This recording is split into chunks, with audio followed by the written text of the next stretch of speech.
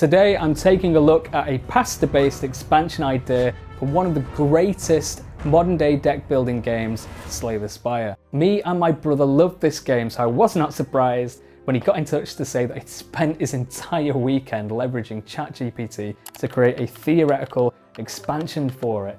He quickly linked me to a tweet by Casey, one of the co-creators, who designed some pasta-based icons. He then sent pages and pages of text about cards, characters, relics, monsters and events, and I thought this is exactly the kind of creative inspiration I need to ignore all my current life goals. First, I grabbed all the relevant starting assets from various places online. I needed both an attack and a skill card. Someone on Reddit had already figured out that the typeface was called Creon, so that saved me from having to waste time on what the font. I then grabbed an image of the Ironclad, the Writhing Mass, the Blood Vial and the Tungsten Rod. These would act as a base layer to work up from for the heroes, relics and enemies. In Photoshop, I then made some quick pasta-based edits. What does a pasta-based edit mean, I hear you ask? Well, it's pretty much dropping images of pasta on things and making everything a little bit beige. Then came the arduous task of generating images in Stable Diffusion, refining them in Photoshop, and then going back and forth and back and forth and back and forth until, well, I guess I'll just show you what we made. Linguini Lash. Deal 5 damage to a random enemy for each pasta card in your hand. Now I got carried away with the idea of a pasta-based sword when in reality you lash with a whip. So as my brother pointed out, I was being stupid, which made me start over, and well, I got these instead. I really struggled to get the AI to make a whip. To be fair, the girl's face pretty much summarizes my whole experience with that in terms of how I felt by the end of it. It just wasn't having it. Then we have the skill card, Ravioli Ruse. Gain 6 block if you have a pasta-based relic equipped, also draw a card. I feel like Stable Diffusion couldn't have produced anything better here. I've never thought about what a ravioli shield might look like, but now I know. You know, we all know, it's 10 out of 10 for me.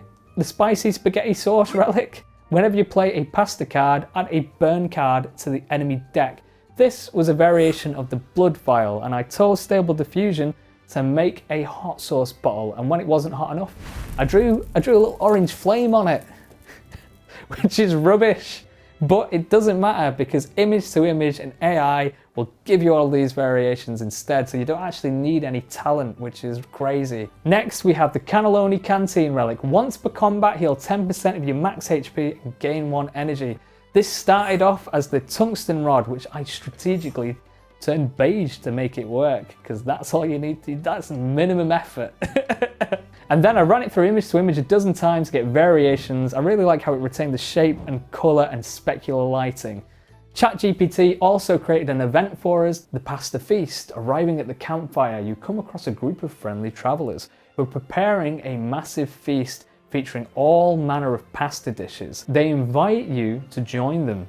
And then you have the options: eat heartily, add 10 HP, share stories, gain 1 extra card reward next combat, enemy, fight the spaghetti spectre, or decline. Obviously, we want to see what the enemy is. And using the Writhing Mass as a base layer, we were able to get the AI to generate these. ChatGPT also wanted us to know that the spaghetti spectre can separate and multiply itself, making it difficult to eliminate them all at once. They may also use a stuffing attack that deals extra damage if the player has eaten recently. I prompted it to be a ghostly monster and was pleasantly surprised when this little ghost, this little spirit appeared in the middle. Thought it was quite a nice touch that I hadn't considered, but the AI came up with itself. Then we asked who would fight this monster. Well, obviously it's the Penne Paladin, which had a base layer of Ironclad before it went through image to image and in painting, and so we got these variations as well. It really struggled to do penne. It was lots of spaghetti. Wasn't what we wanted though. The AI seems to have a bit of a pasta bias that maybe it needs to work on a little bit if it wants to be more progressive and accepted by society. So, if Megacrit decided to make a pasta-based DLC for Slay the Spire, how much money would you pay for it? Personally, I would love to see it. I'd probably throw maybe like a 10 or 15 quid at it, yeah. And because AI isn't everyone's cup of tea, I want to point you in the direction of the Slay the Spire artist, Bruce Branaisi, who did an amazing job on the base game. So check out his work online. I'll leave all the relevant links below. He's got an amazing portfolio, go show him some love and support. And I actually had a lot of fun doing this. What silly expansions for other 2D games would people want to see? If you leave those in the comments, maybe I'll have a go next time I find myself procrastinating. Anyway, that's enough from me. I still haven't found a natural way of ending things with the videos, so I'm just going to cut it here.